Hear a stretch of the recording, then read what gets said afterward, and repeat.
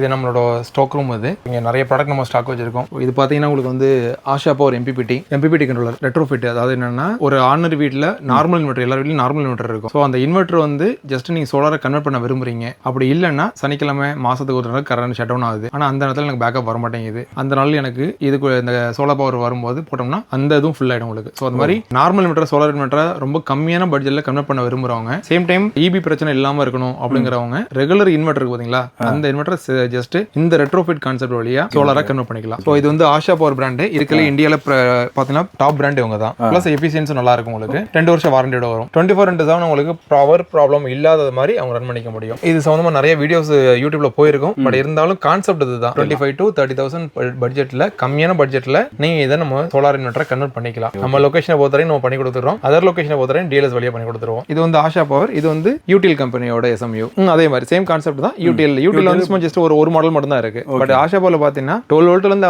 ஆரம்பிச்சு up to 120 volt வரை battery உள்ள சிஸ்டத்தை வரைக்கும் நம்ம மாத்திக்க முடியும். இதெல்லாம் பாத்தீங்கன்னா நம்மளோட கிட் நம்ம ரெடிமேட் நம்ம செய்யறோம் பாத்தீங்களா, அதுக்கான ரா மெட்டீரியல்ஸ் எல்லாமே இங்க தான் இருக்கும். நம்ம ரெடி பண்ணி இங்க வச்சிருப்போம். இங்க இப்போ ஆர்டருக்கு அகைன்ஸ்டா நம்ம வந்து பேட்டரி உள்ள பேட்டரி வந்து செஞ்சு முன்னாடி வைக்க முடியாது. ஸோ ஆர்டருக்கு அகைன்ஸ்டா நம்ம பேட்டரி எல்லாம் வந்து ரெடி பண்ணி இதில் நம்ம இம்ப்ளிமெண்ட் பண்ணி டிஸ்பேச் பண்ணி கொடுத்துருவோம். இது பல்பு இங்க நம்ம இது எல்லாமே நம்மளோட லைட். இது எல்லாருக்கும் மார்க்கெட்ல மக்களுக்கு எல்லாருக்கும் தெரியும்.